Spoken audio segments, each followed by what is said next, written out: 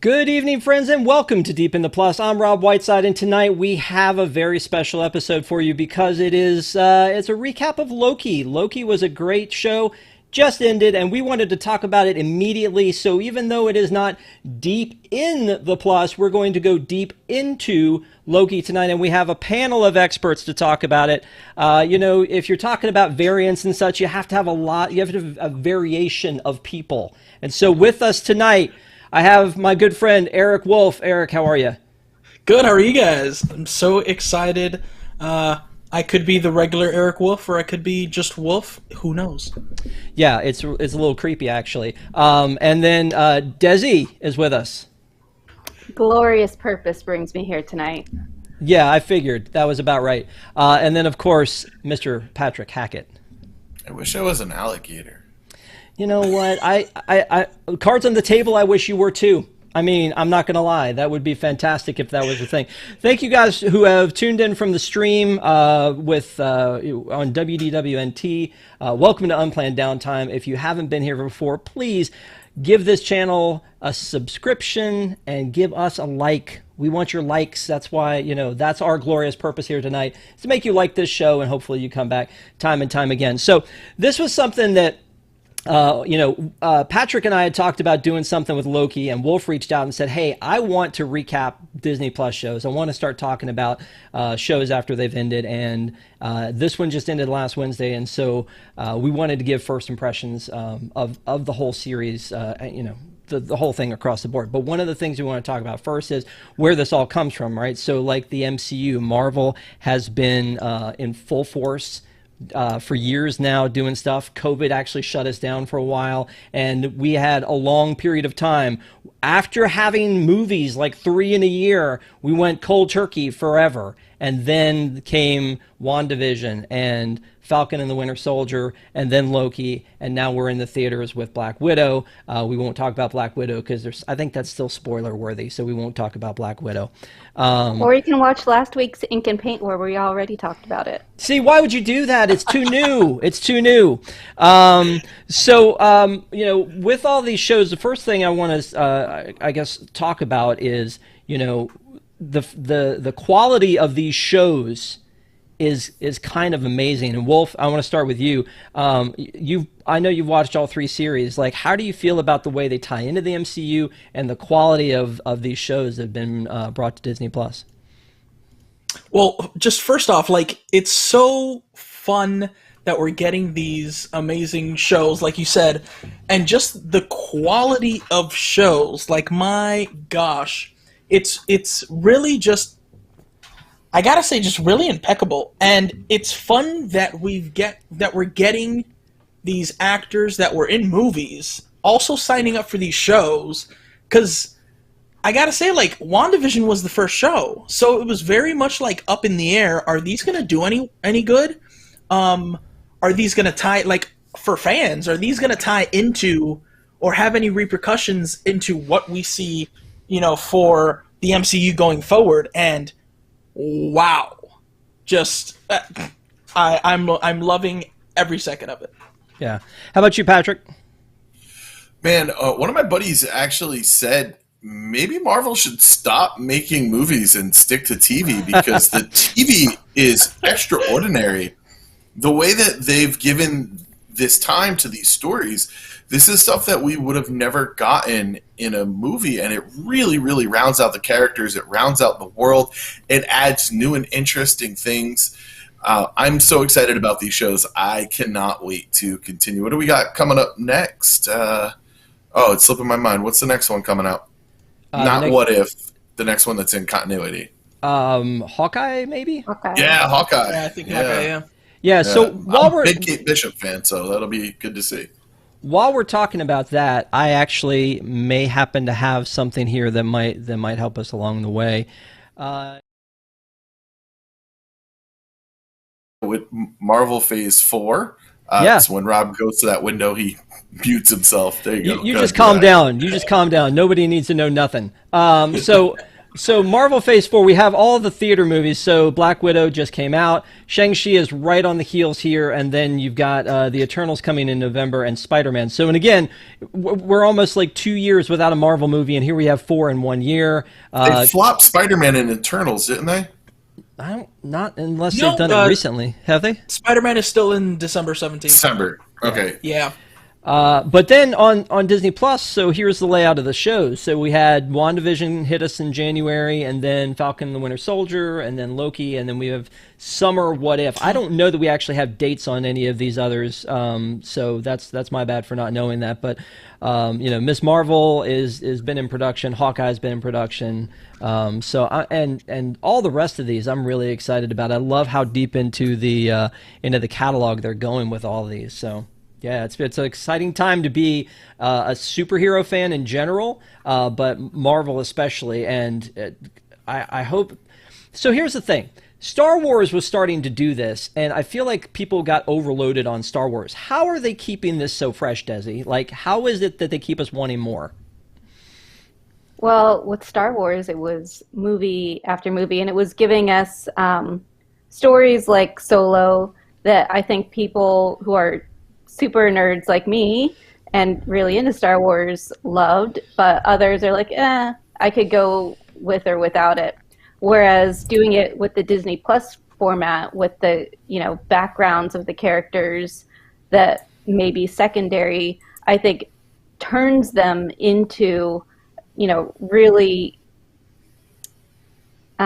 powerful, not just like powers because they're Marvel characters, but characters that we care about more. Like, I didn't care about Wanda or Vision before WandaVision, and now I've already ordered my Scarlet Witch costume. My husband's going to be Vision. Our kids are going to be Billy and Tommy for Halloween. Oh, wait, no, wait. Are you going to go like realistic costumes, or are you going like from WandaVision, like from WandaVision, the Halloween episode?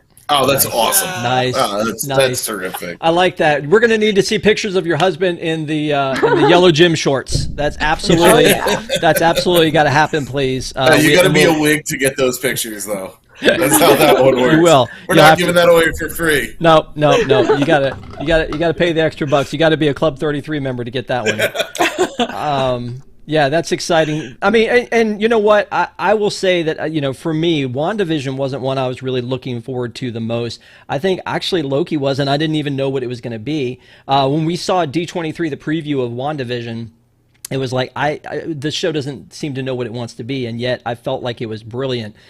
With WandaVision, there was a lot of stuff that we thought we knew along the way, and I don't think there were enough reveals in that one, but I think that there were some surprises along the way.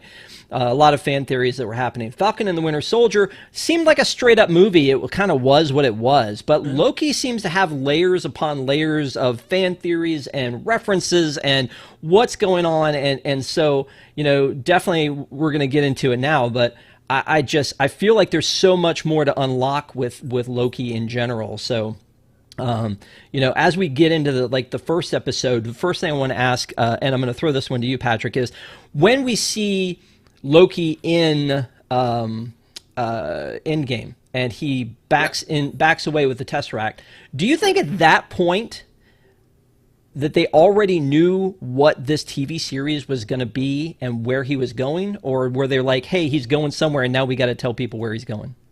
I think they knew that they wanted some sort of time travel. I feel like it was, once you get the Fantastic Four in the fold, you're headed towards time travel. That's kind of where that story goes. And so I think they wanted to introduce it in that way. I was just reading up on it, and originally the plan was for Loki to just be this subtle accidental influence in huge events in history.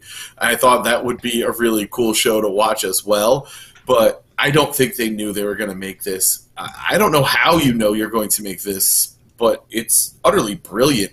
I'm very sad that the director for all 6 episodes is not coming back for season 2, but I look forward to the showrunners and making sure that they continue this. I hope they have a good plan, because season 2 can be tough. We saw that with a lot of the Netflix series. That's the season 2 could be. Oh, that was awesome! You distracted me with that. I'm so easily distracted. Yeah, I just hope this gets a good season 2. I think not having a season 2 for Wanda is probably the right choice at this point in time. But this can keep going, because it exists outside of the timeline, even though it's all about the timeline. Yeah, Eric. Yeah, no, I definitely agree with you on just the fact that WandaVision really doesn't need a second season. I think that was kind of a one and done, and I think that's pretty good. Falcon and the Winter Soldier, I love the fact that at the end we get Captain America and the Winter Soldier, and then that is going to be catapulting into Captain America 4, which would be is going to be amazing to be able to see that. And Loki, Loki. The thing with Loki is that the events that happen I guess you can say, can affect different movies, and we can see the effect on everything in different movies, but to see it in another whole season is interesting to me, because I want to see what they do and what exactly happens there. Yeah. Desi?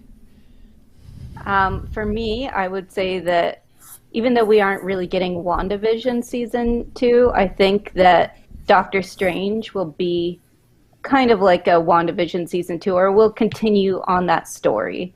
So even though it's not going to continue being a Disney Plus TV show, we'll still get that story continued. And I liked Falcon and the Winter Soldier. I kind of wish it was Captain America and the White Wolf next. You never know. That's fine. I liked it. I would say of the 3 so far, the Marvel Disney Plus shows, it's not my favorite. My husband loved it. I think, guys, probably the 3 of you thought it was awesome. Yeah. But Yeah, it was. for me, it was very predictable.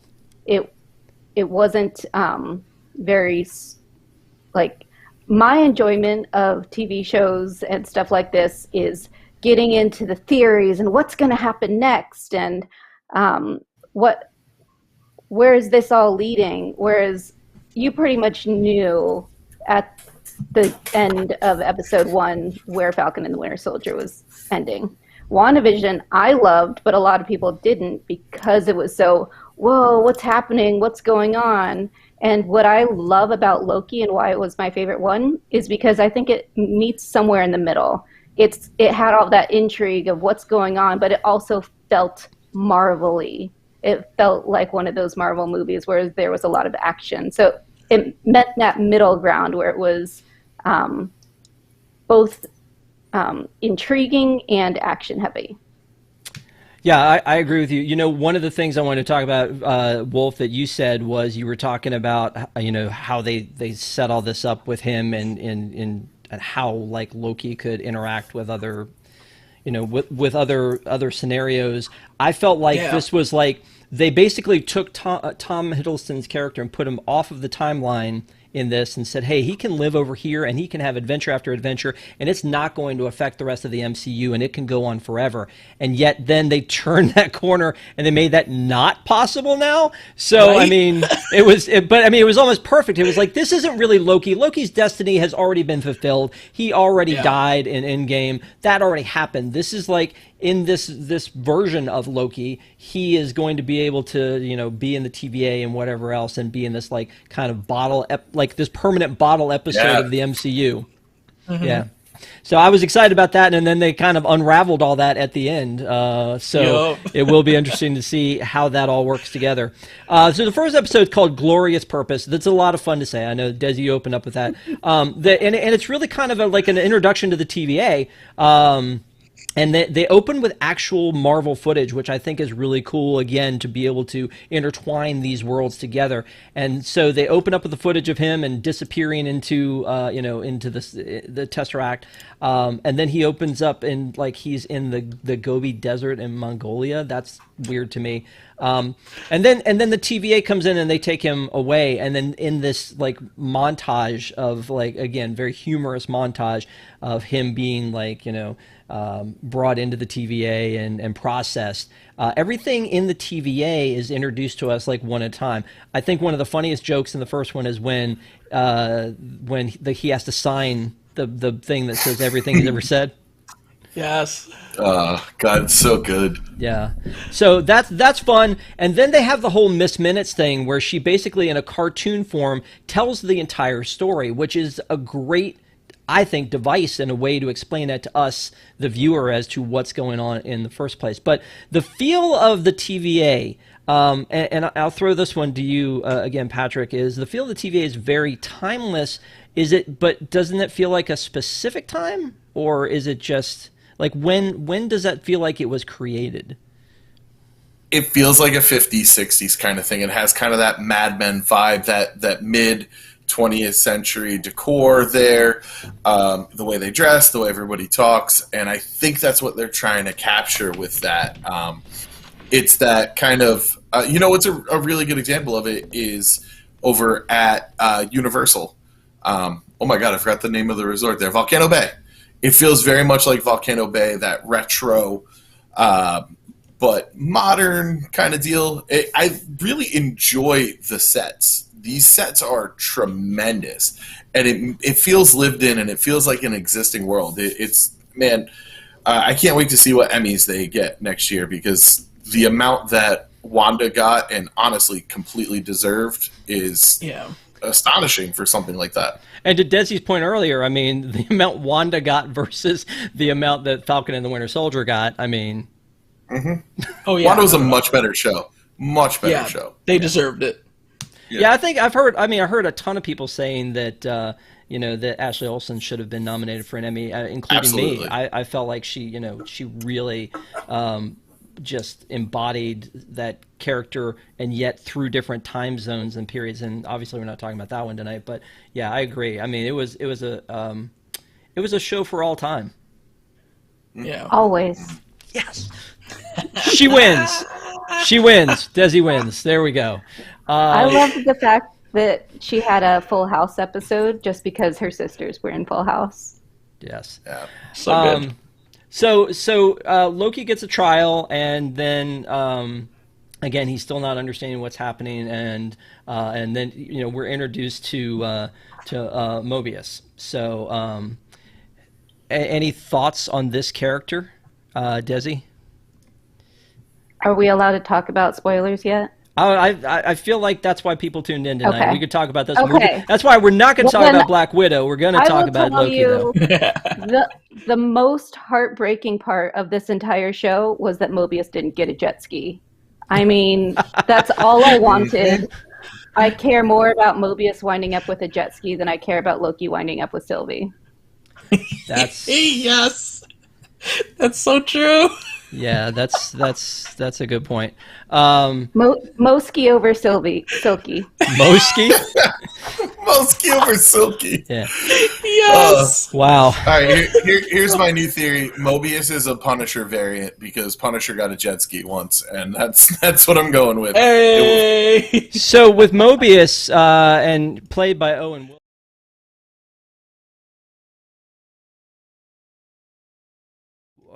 There was a lot said that he was not going to say the word "wow," which is that really that tough to keep him from doing? He said "ow" at one point, though. He did. He should have said "ka-chow." It would have been really good if he did. I think it's one of those things. I was watching it with my kids, and I don't think they knew that was Lightning McQueen. And once I said that, it's like you can't unhear it. Like you just can't, because it's not like he has a lot of depth like Tara Strong. Like not like he can like mask his voice. He kind of is what he is. Yeah. It's so funny because I was actually watching Cars with our sons, and my husband walks around the corner like, "Oh, are you watching Loki?" And it was like, "Oh no, that's Lightning McQueen." It's the same person. It is. It's the same person. It's a little sad. So the whole thing about the TVA is they go around trying to fix Nexus events, and him getting away was a Nexus event, and he's on trial. And Mobius picks him up and says, "Hey, I'm going to keep him around. I'm going to need your help because we need to go track down these variants." And then the big, reveal at the end is that the variant that they're hunting is another Loki. And so it's like that's a pretty cool way to end that one. And then you go, wait, what? This just got started. I want another one. I don't have to wait a week for this. This is ridiculous. So, I like the Minutemen. I think that's a cool thing too. They're like stormtroopers but without helmets on. And the fact that they're called Minutemen, I think that's kind of cool. I didn't put that together. That's interesting. And then there was C-20 played by I forget the actress's name, but there was a show called Utopia that was on Amazon, and it was really weird because it was about a virus that takes over the planet, and yet it was a really bad time to talk about that. That's Sasha Lane. Yeah, but so she played this character Jessica Hyde in it. So I spent the first 5-10 minutes of her arc trying to figure out where I knew her from. But I think she did an amazing job in there. I think that was a pretty cool thing too. So then Loki goes on his mission in the second one, that episode 2, the variant, and he's got the variant on the back, like Castle had Writer on the back of his jacket. That's really funny to me. And then when he goes in to explain all his powers, that was, I thought, kind of overwhelming, but I thought it was a good thing for them to say, okay, what is it that Loki's really known for, right?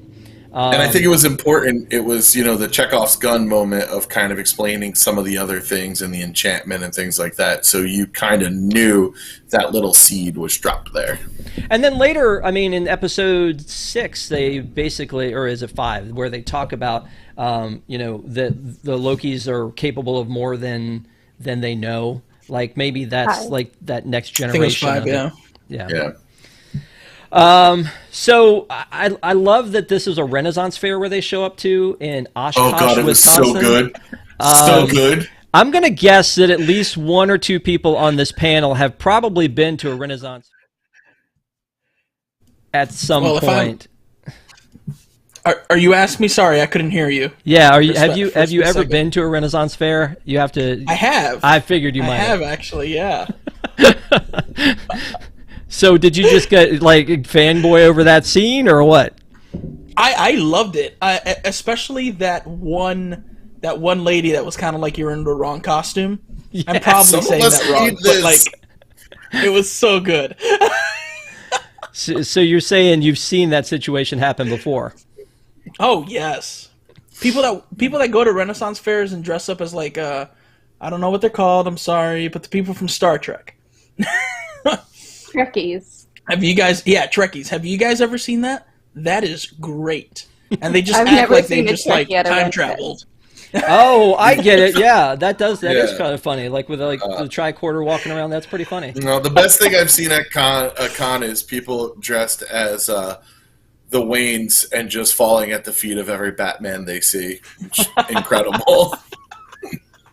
Patrick, you need to participate more in the show and less in the chat. The thing you said, the thing you said, no. But the thing you said about the what's a fish from the first episode, that was a great bit too. And then his realization. Shout out to Pillboy. Yeah, his realization that the Infinity Stones were basically useless paperweights. Oh God, that oh my gosh, that was. I think that's a shocker for both Loki and then also us, the viewer.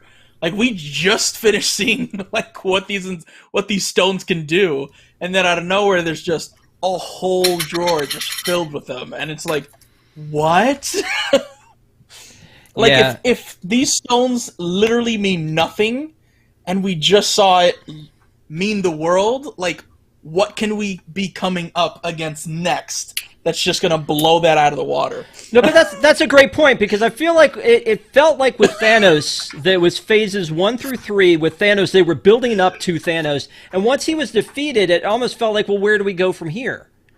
Yeah. Well, and clearly it's been answered where we go from here, and it's kind of huge. I just gush over Kevin Feige and this entire team for the things that they've put together and how far ahead that they think. And even if they're making it up as they go along, they're doing an incredible job of making it look like it's all on purpose, because it is so good. So, did you know that Jonathan Majors, I think is his name, right? Correct. He Who Remains was Yep. cast as He Who Remains first. They didn't intend him to be Kang, but after, they had cast him as He Who Remains, then they came up with the idea of him also being Kang. Really? That's amazing. Yeah, I mean, that's the other thing too, is that if you didn't already know from this that he becomes Kang the Conqueror, he's in the Quantum Realm movie as Kang the Conqueror. So I mean, it's Quantum Mania. Quantum Mania, sorry. Yes. So it's The next it's the same Ant-Man thing. movie. Yeah. I mean, So excited. yeah. I mean, but that's a long way down the road, fellas. And It is. Yeah, we've got a lot of road ahead of us before there. But that explains why they dropped him so early. Why they said, "Oh, Jonathan Majors has been cast as Kang," so that when we saw him there as He Who Remains, we could all be like, "Whoa!" Yeah. It's so smart. I actually got a little chill from that. Ooh. Yeah. And I think it's going to be so fun to see what else he pops into. Like, he can pop into literally every single TV show or movie coming forth, and it could just be different variants of himself. And one could be less evil than the other, but like, You won't like it what's could literally coming. just be him. Like, it's so good. So- Such good. When we saw them come back to the ending of WandaVision and we saw some changes in that post-credit scene, the thing that popped into my head is they can do this with literally every movie. Has anyone gone and checked to see if they've edited any other movies and like made subtle changes to see if like this film has this Loki situation has had repercussions everywhere else? That's something I've been thinking about pretty constantly. It dominates my thoughts that there might be some minuscule changes somewhere hidden that is explaining everything that Loki's done. When that happened, I was like, are you kidding me? Because just like you said, they can literally just go back now and just change things. And it's so weird because it's like that scene, the ending scene of WandaVision was like not that significant. Right? But it's such a weird thing for them to go change, and then it becomes like this big thing, and it's like, oh, who knows what they could change now? Like, Well, and we don't even have to. They don't even have to be movies that are not done yet. I mean, if you think about Spider-Man: Far From Home, and how they kind of like put Mysterio into the background of the barf thing with Iron Man. I mean, it's just they can go back into that and go, oh no, Jake was backstage during Civil War. You didn't know that? Oh yeah, here's footage of him doing that. I mean, they can go back and add anything at any time. So, in some of that stuff does look like it was done, obviously aftermarket, but it would be cooler if they could know it ahead of time and embed it in these movies. And then the reverse is, I wonder how many things, like little Easter eggs they've put into movies and then never gone back and played on them because they changed their direction. oh, that's interesting too. Yeah, Could work that Like way all as the well. Mephisto Easter eggs. Yeah, exactly. Mephisto. That was the thing. That was the thing about Kang is like When we're they all. opened Loki with it, it was like, oh, they're not doing this again. I was like, okay, maybe it won't be Kang, maybe it won't be because it wasn't, and then it was Agatha all along. Everybody And knew. so, because of that, I was like, oh, if we get Kang, he'll probably just be an end credit scene. I wasn't expecting him to really be He Who Remains. So that was so exciting for me. Yeah. So then we end up that Loki goes and he does all his homework and he goes into this weird little library and he finds he finds out that this other Loki variant is hiding at right at the end of all of these apocalyptic events. And so this little example that he does where he like spoils like Mobius's salad with the stuff is just, it's hilarious, but it doesn't feel like Loki to me. At this point, it feels like a more desperate version. And so I feel A like variant, if you will. there you go, a variant. I mean, sure. People would maybe call it that. But I do love like that whole scene and how that whole thing. He's like, "That's my salad. What do you do?" And then they go and they figure it out, and then we find out that that Sylvie is it's a female and it's not a male. So at that point, at that very end, I think the entire internet is going, "Is this Enchantress, or is this Lady Loki?" Right? I mean, I feel like a lot of people were having that conversation. And so It'd be just a mashup. yeah, and I think that's the cool thing about the MCU is it doesn't have to be exactly what we know from the comic books. It can be something different, because she definitely looks like Lady Loki, but they could not use the word enchanted more than they did when she was enchanting somebody. And so And her name's Sylvie. Wasn't she in Shield? Yes, I know if they I'm not mistaken. pretend that doesn't happen. yeah, but, they do pretend that doesn't happen.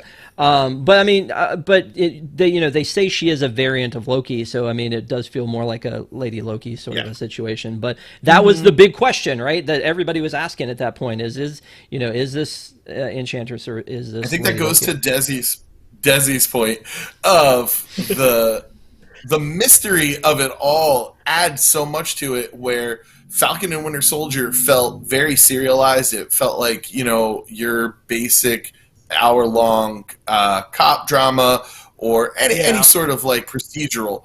But these movies that leave you, they feel like movies, these shows that leave you with so many questions, it's so much fun.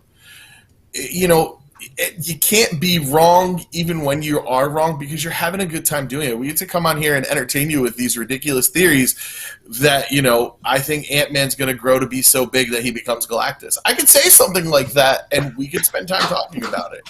I don't think that, but I just wanted to throw something out there. Do it. So yeah, fantastic. All right, so he follows Sylvie. They go into we find out her plan was to take over the timekeepers and just to destroy them, just because out of anger. Whereas his thing has been to absorb their power, because he's found them to be the most powerful beings he's ever seen. He wants their power. She just wants them gone because of how they ruined her life. And so, I mean, then at the very end, they end up on Lamentis. And that's not a good place to be. But when they're there and they're trying, they're bonding, and that whole thing happens where like they kind of seemingly fall in love. Was that creepy? I will say at episode 3, in the episode that happened, I was like, what? Ew. Yeah. But as the series went on, I was like, all right, I can ship it. Okay. And I think part of it is because you see alligator Loki, you see boastful Loki, where you're like, okay, they aren't necessarily sharing DNA just because they're both Lokis. Because yeah.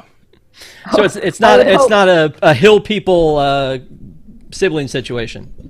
Right. It's not a. I mean, people cheered for Daenerys Targaryen and Jon Snow, even though they were aunt and nephew, right? Yes, you're right. Let's not. Let's not get into that one. That one's a little creepy still. But I mean that whole series opens up with a brother and sister. Never mind. It's not for here. Yeah. So that Nexus event brings them back into the TVA, where they actually get to meet they get brought in front of the timekeepers. But this is where everything starts to unravel for the TVA. And then at this point, you've got, Ravonna. So she is starting to really she seemed at this point, I mean, she didn't really have, I don't think she was stand out at this point. And if you don't know anything about the comic books, you don't know who she becomes. I think that she was this, like the reveal of this, it seems like she was like kind of the subtle character that all of a sudden becomes the main character in a lot of ways. Like she's almost the villain at this point. And you don't really understand her motivations, but I think she's, to me, like one of the bigger mysteries of this entire thing, her character.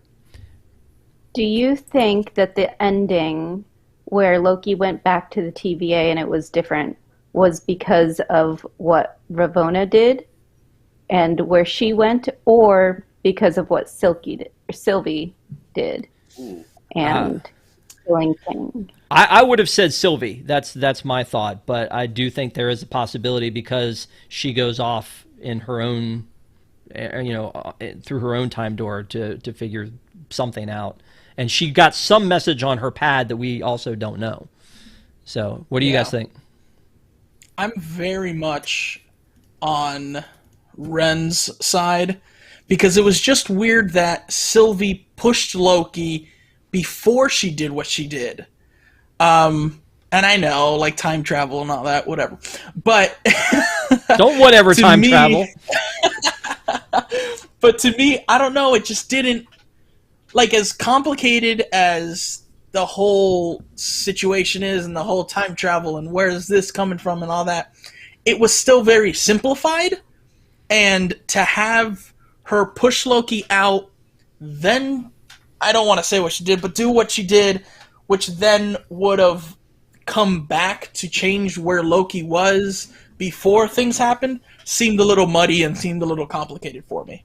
Yeah, but I think that I think they want you to believe that it's because of what Sylvie did, but I think in reality it'll wind up being because of what Ravonna did, because Mobius went back and saw Ravonna before she went to wherever she went, and so he doesn't still retain his memories from what do they call it, the end of time, the void. He doesn't remember anything from the void, but Loki does. So Loki comes back after Ravonna leaves, but Mobius came back before she leaves. Okay, that's a strong argument. But again, isn't it cool that we're having these conversations that we weren't having after Winter Soldier or after WandaVision? Like, the end of WandaVision. You guys weren't having conversations like this after WandaVision? Come on. Not like this. No. I mean, I think we all saw where WandaVision was leading once we knew it was Agatha, and then that leads directly into Strange. But yeah. But I don't know, even after Agatha, I was still like, I still want to know, where's Mephisto? Where's Mephisto? Where is he? Where did White Vision go? I was still having these conversations after Wanda, but after Falcon and the Winter Soldier, no. I mean, who didn't see the whole Sharon Carter twist coming? That's but I don't like it. I don't care for it. Agent 13, that's not her. She's under the influence. I don't think this. And then I went and watched Civil War, and I was just yelling at Sharon Carter the whole time. You're a bad lady, Sharon Carter. Why don't you say these nice things now? Who wouldn't be pissed if their boyfriend left them for her dead aunt? I'm just saying. Didn't consider entirely, but good look. You know what? Did she blip? Did she not blip? Like, come on, we need these answers. I think though that when we were talking about stuff at the end of WandaVision, I just think this is so much bigger. And the thing is that I thought WandaVision was going to be the introduction to the Doctor Strange movie and the introduction to the Spider-Man movie and the multiverse. But this is it. I mean, this explains everything, and I didn't expect it to be. Like I said from the beginning, I expected it to be sort of bottle episode, right? I didn't expect it to be as interconnected as it was, and this one opened up everything, I feel like. Yeah. So when they're fighting in the throne room, and Ravonna's shown her true colors here, and Mobius knows that he's a variant, and then they chop the head off of one of the three timekeepers, and then Mobius gets pruned, and then Loki gets pruned, and at that point when Loki gets pruned, honestly, and I don't know how you guys felt about it, honestly I thought this could have been Tom Hiddleston's Robert Downey Jr. moment. Like, this is his out. This is him, and now we have Sylvie, and we have a new Loki for all time. Oh, that's what I thought. That is exactly what I thought until I saw the end credit scene, and then I went, whew. Well, yeah, exactly. Yeah, I mean, I was not okay. Well, I mean, think I about was that. more not okay about Mobius not getting his jet ski. He's got to He get was the like, jet ski. He has to get the I jet want to ski. go back to wherever I was from. Maybe I had a jet ski. And then she pruned him, and I was just like, oh. That killed me. Not That the killed me jet more. ski. Y'all are crazy. No, but I the hope, thing. I hope there's a jet ski that misses Mobius as much as he misses his jet ski. Oh, By the way, just out at the dock. we're as we're talking through this before the end of the show, if we can get 50 likes every time, because most of these parks people who are with us, we open up a wishable tonight because there's magic involved. We have an Aladdin wishable, so if we can get 50 likes, I think we're at like 43 right now, we'll open that before the end. If we can get 100, which I don't think will happen, I'll open this key, which is the mystery key that may have Loki in it, and then somebody will have a chance to win it. So so y'all make sure to hit the thumbs up on that one. So once that end credit thing happens, yeah, we all saw at that point like, okay, he's going to be there. But honestly, if they had taken that other path, I kind of would have been like, I would have been kind of devastated and shocked, but that would have been a bigger thing. I mean, if that had been the case. I think people would have rioted. I get it. Like, yes, there would have been a Sylvie, but we've established in the Loki show that other variants look like Tom Hiddleston also. So that kind of annoys me just a little. So I'm glad they didn't do that. Okay. Because it would have just been, oh, here's another variant. Like, we already know there. Like, we've already seen 2 Tom Hiddleston variants. The one that died, and then this one. For them to have done that again, and then, like, possibly show us, like, another variant of Tom Hiddleston again, I would have been like, come on, guys. Yeah. Okay. That's fair enough. But again, that would have been a moment. Like, that seems like something Joss Whedon would have done, though. He would have offed him like that. And then it would have been, it would have been huge. Now, again, not that it wasn't a relief when we get to see him, and then that reveal when we get to see all the other Lokis that are there, and then cut to black. But that was a pretty cool ending in general, I think, and getting to see like classic Loki and Kid Loki and Alligator Loki that everyone seems to love many times over. The superior Loki. Okay. Can we just get Alligator Loki and Throg? That's what we need. I hope people like Throg as much as they like Alligator Loki. Man, I fell into such a rabbit hole of alligator, frog Loki, frog Thor. Man, so many animals, and going through like the whole Pet Avengers. I've read a couple of the books, but I did not know the whole backstory. It is absolutely insane. I'm sorry, Desi, I cut you off. Spider-Ham. No, there's a deleted scene where Chris Hemsworth actually did voiceover work, and they were supposed to show Throg fighting against a variant of Loki. So I'm a little disappointed that didn't happen. But when they do show him, that is Chris Hemsworth's voice grunting and trying to get out of the little bottle. Mjolnir. Yeah. That's awesome. Yeah.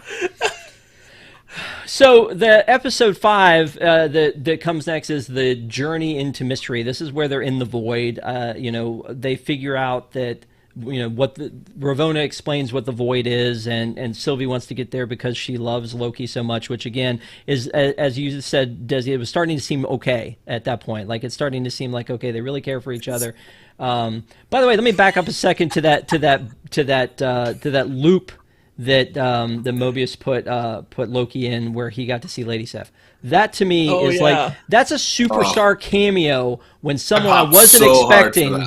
When somebody I wasn't expecting from the MCU comes in, it doesn't really matter like their level of star because they are that character, and that was a superstar cameo for me. Yeah, I loved that was it. good. Yeah, that because there can't be enough Lady Sif. I think that's a cool character. She's amazing. Yeah, that's a very cool character. She's a really cool actress. She was in that the one where she was all tattooed. I can't remember the TV show. Blind Spot. Blind Spot. See, it's in my blind spot, so that's why I couldn't see it. I set you up for that. I knew it the whole time. Rob, she'd make a really good Jage Thoris. I'm just saying. Okay. All right. To reboot John Carter. Yeah. No, let's do it. Let's make it happen. Maybe it could be an alternate timeline, John Carter. Who knows? So they're in the void, and Eliath is this cloud beast that's there, and she decides she's going to, Sylvie finds her way into the void. She decides she's going to enchant Eliath to get through to find out who this, who's behind all of this, because we know it's not the timekeepers, because they were just robots. So. But when their heads got cut off, I thought maybe that they were somewhere else. Like this was just their representation, and they were still somewhere else. I didn't at that point think, oh, this is all like a Wizard of Oz farce, right? I thought this is actually they're on vacation. They're on a beach somewhere. They're not really worried about all this kind of stuff, and they have their own stand-ins. Anybody else? I see you now. I thought that too. Yeah. Yeah. No, I was like, oh, who's the big bad? I totally got Wizard of Oz vibes right off the bat. Yeah, the wizard. And there have been some comparisons to that when they get into the castle and they're still trying to meet the one who remains. So the whole thing with the Lokis and them all using their powers, like classic Loki using his powers, that was pretty badass. Yeah. Oh yeah, that was awesome. Yeah, that costume was awesome too. That costume was. You know what, Desi? You've already got your husband earmarked for Vision this year. Maybe next year he can go as classic Next Loki. year. Loki and Next Sylvie. year. Yeah. Yes, and we'll have our kids will be Kid Frog Loki. and Oh, that's good too. Alligator Loki. Croaky, or is it Crocky? I don't know. Sounds like a Loki good Gator. So once they get in past Eliath and they get into the castle, they meet the dark version of not dark version. I think Miss Minutes is terrifying. Yo, Miss Minutes. Yeah. Hey y'all. Yeah, exactly. I mean, she is way scarier than Kang. It is so weird, isn't it? That she is like. It's kind of like when you hear like. Them sing a nursery rhyme like the Tower of Terror, like really slow. It's raining. It's one of those where you're like, all of a sudden something sweet turns really evil. That's what this was with her when Miss Minutes was there. Played remarkably by Tara Strong, who has had just an incredible career of Batgirl and Harley Quinn and Bubbles from the Powerpuff Girls, and I mean just on and on and on. The longest IMDb I think I've ever seen ever, and so she just did a great job in this one, and I think was kind of like a secret star in this one, right? So like you've got Tom Hiddleston and Owen Wilson, and then then you've got a couple other characters, but I feel like she's tier 2 at least of characters in this thing, right? Now, does she have a separate agenda from the one who remains? Separate than him? I don't think so. No? I don't think so. She's definitely putting in work. She seems really manipulative. I don't know. Yeah. But I always felt it was for him. I don't know. I mean, go ahead, Desi. I was under the impression that because he's from the 31st century that he has access to better technology and they had better AI in the future. So I thought that's where she came from, was that he created her from technology that he had because he was a scientist. Well, I love the part where Loki is taking his training from her and he's like, are you real or are you recording? And she's like, sort of both. Yeah, yeah.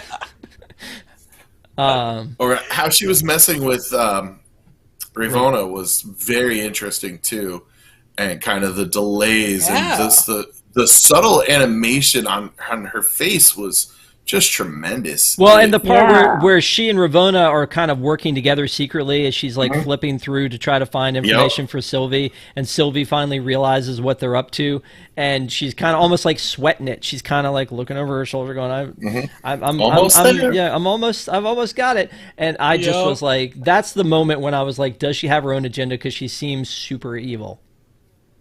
I don't know. Yeah, I get you.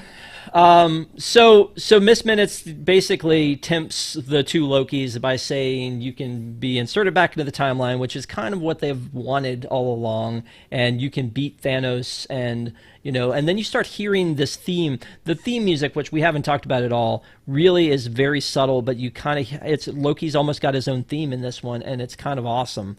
But you're hearing that music as he's thinking through this whole thing, like, what are my options here? What if I did go ahead and do this? And she's trying to sell him on that idea, but then they decide, no, we're gonna trudge on and try to find this guy. And when they finally find him in the elevator, from that point on, it's his show. Like, definitely, he did Tour de such force. a good job.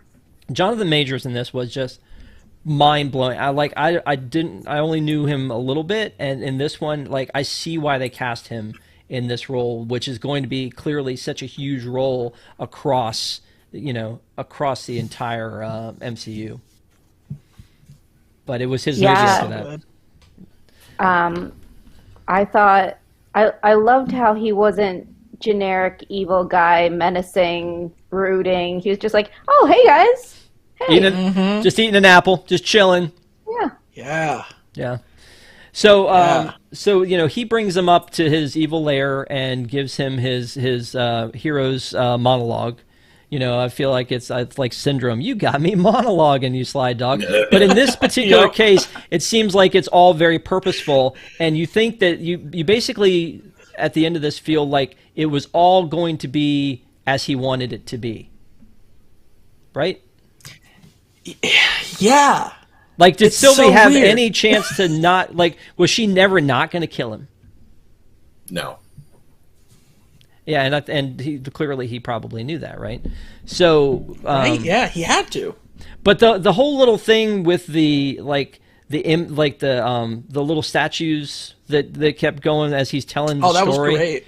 Yeah, that was pretty amazing. It takes me back to kind of like the beginning with the Miss Minutes video, where it's like, this is going to be a lot of information, y'all, and we only have 6 episodes, so we're going to try to explain this. There could have been its own episode. We're going to try to explain it with these little dolls. Ready, go. Yeah. It That was reminded such a good storytelling device. Yeah, It was. The animation reminded me of the beginning of Black Panther, when they're explaining basically just like where the Black Panther and where the I was about to say the heart of Tafiti. Look at me. Where? That's a different gosh. variant. Heart of Tafiti. Good Lord and butter. I was literally about to say that. Oh man. But where like the powers of Black Panther come from, like that whole animation style was very, very fluent, very similar to that, which I really enjoyed. So they kill him, and the timeline starts to fray. It actually is already fraying at that point, and now this sacred timeline is now the multiverse. Like, I feel like this was pivotal. If you didn't see this show, if you don't have Disney Plus, how do you follow the MCU? I don't think you do. I thought these things would be maybe kind of, again, sort of bottle unto themselves. I don't think you can move forward without seeing this. Am I wrong? There's been so much done in these shows. Like, we're setting up the Young Avengers. We're seeing more and more Young Avengers. We got Kid Loki. You have, I think he is the Patriot. From We Falcon and Winter obviously Soldier. have Ms. Marvel coming. Kate Bishop's coming. There's so much going on. You need Disney Plus. You need to be watching these things so you're caught up. I don't know how much of this is going to be covered in Quantum Mania. It's a whole different movie, and you're dealing with a completely different character. I don't know if any of you have had the chance. It just started making the rounds late last night, early today, where people have combined the WandaVision ending with the Loki ending, and they basically go hand in hand, and that's also where you start to see a little bit of the red behind Jonathan Majors if you're looking over his right shoulder. And it's these Nexus events are happening seemingly at the same time. Nothing Marvel does is by accident. Right, but you're talking about Quantum Mania. That's 2023. You still got to go through Spider-Man, and this is not even Spider-Man! Shang-Chi and the Legend of the Ten Rings and Eternals. I feel like Where they're does going that to even be. fit? I feel like they're going to be. timeline-wise? But I feel like they're going to be origin stories. That's my thought is they're going to be unto themselves origin stories. Inside. And then you got Spider-Man, who's going to have like the kind of the multiverse thing. The greatest movie ever made in history. Multiverse of Madness is March of next year, and then Thor: Love and Thunder. Then you've got the Wakanda Forever, Captain Marvel 2, Guardians Volume 3, Blade apparently, and then Quantum Mania. So we're talking about that movie. You can't tell me they're not going to put Jonathan Majors in some of these other movies. It's going to be in end credit scenes. I mean, it could be a bigger part than we think he's going to be playing. He's got to be. I mean, this seems like Phase 4 and maybe even Phase 5 are Kang. Very interesting that it's Phase 4. They've already announced that Tom Hiddleston is going to be in the next Doctor Strange movie, and if that's the case, I don't see how they do that without also tying in Kang somehow. Yeah. It's a lot, and it's so fun. And I mean, Patrick and I did Civil War for right around July 4th, and did a review of that, which is again that's my favorite, I believe, still Marvel movie. And then Black Widow came into theaters, which actually comes in timeline right after Civil War. And then we just watched Loki, and now we've got to wait for Shang-Chi is next, and then Eternals, and it's just like it's really ramped up, and it could not be more exciting, I think, at this point. Then on the other side of it, you've got Avengers Campus, where they've got this little toy box where they get to go and show off some of the things that they do on these shows. So, before with the meet and greets, you had this Loki. Yeah. Yeah, And that one before. Yeah, and then now, because of what they can do in the land, they brought this guy in, which I was like, oh man, that's a really cool idea. Although this guy who's playing him here freaks me out a little bit. He also was one of the first Doctor Strange, wasn't he? Oh, was he? I feel like he was. And then you got this variant. This is a good-looking Loki. That's a good-looking guy. That's a much better one. Yeah. So, and then they had President Loki. Oh my goodness! I didn't see that one. Yeah, so I mean, love it. All this stuff that they can incorporate now into the land and instantly, because they're working together and they know what's going on. And I think this works better with Marvel than it does any other division of Disney, is the incorporation of Marvel immediately into the parks like they've been doing. And then, of course, you had this version of Black Widow from the movie. Natasha in the White. Yeah, with the snowsuit. So, that level of it, which just brings the thing I just saw into the parks tomorrow. Amazing. Yeah. On the one hand, it's like, oh, spoilers, because again, if you follow our blog, WDWNT.com, you're going to see all these outfits when they come out. And like, if I haven't watched Loki yet, I'm like, what? President Loki, what does that mean? I'm not really sure. So, you gotta watch. You gotta be on top of it. I will tell you the Frozen 2 outfits in Norway. Oh, that drove me crazy. That was a spoiler for me, and also I just didn't like Elsa's outfit. But I mean, just the instant gratification for a kid who, and in this particular case, us, who wants to go and get their picture taken with Loki variant that's just right there, like the next day, is kind of amazing. I'm so sad we don't get that here. Yeah, me too. Oh gosh, I know. My thing is, going forward, are they just going to be rotating those outfits for Loki, or is he going to go back to his old costume? Like, that's the thing that I'm really interested to see. Can it be all? Yeah, I would think they would just like rotate. I mean, you could have President Loki next to Variant Loki, because they were in scenes together. Yep. Well, although you wouldn't have two cast members who look exactly the same unless you cast twins. See, now you're thinking. True. Okay, so we're gonna have to wrap this up because people are gonna want to get over to timekeeping on the main channel. Timekeeping, if you guys haven't seen it before, is just walking through the history of Disney parks. It is a recorded show, so you can watch it. It's very short form. It's awesome information, so definitely check it out. Check us out back here every Tuesday night at 9 p.m. We did get to 54 likes, so thank you guys 55. so much. If you haven't liked it yet, please give us a thumbs up. We appreciate it. I want to go around the horn here and get everybody's final thoughts before we open this puppy up, and then we'll sign off. So again, the main question that we always ask is, and I think I feel like I know what everyone's going to say here, but we're going to go around the hub, starting with Eric. Eric Wolf, would you recommend this show? Of course. Yes. Shut the. Yes, oh my god. Of course. My gosh. Yeah. Honestly, as much as I like WandaVision, because WandaVision, I really it has a soft spot.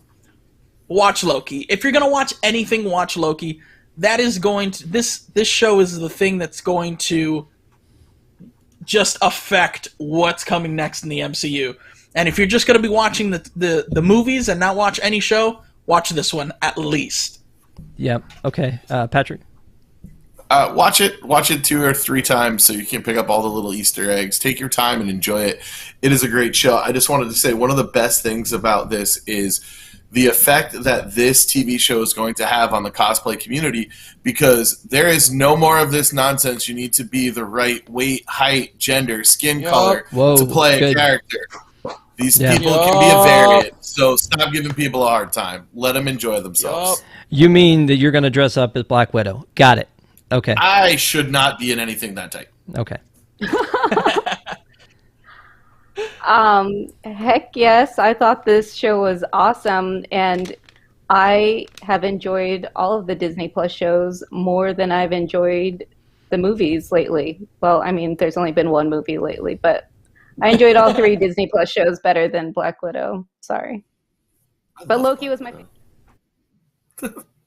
But Loki was your favorite. So for me, I was just going to say, I agree with you, Wolf, that I think that that this is the one that you've got to watch. I think that WandaVision is an amazing show, well put together, great show, and Falcon the Winter Soldier was a fun time, but this one seems like it is the crux of what's about to unfold in the entire MCU. So I think this is definitely one that you have to watch to understand what's going on, and it's an amazing show, and I've already watched it twice, and I will watch it again, like you said, Patrick, to pick up on every little thing that's there. And I love your thought about the variant situation. So what is that, Wolf, that you're holding?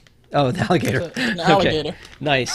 It's not a Loki. It doesn't have the hat. Yeah. It doesn't. It's not a Loki. So we're gonna open this wishable, and then we're gonna let. I guess we'll let Desi pick somebody before the next show to give this to. So Patrick, you're awful at this. What do you guessing this is? Magic carpet, 100%. Magic carpet, 100%. What do you think, definitely. Wolf? I'm gonna go with magic lamp. Okay, Desi. Another magic object. I'll go with Jasmine just to be different. I think Patrick's the winner here.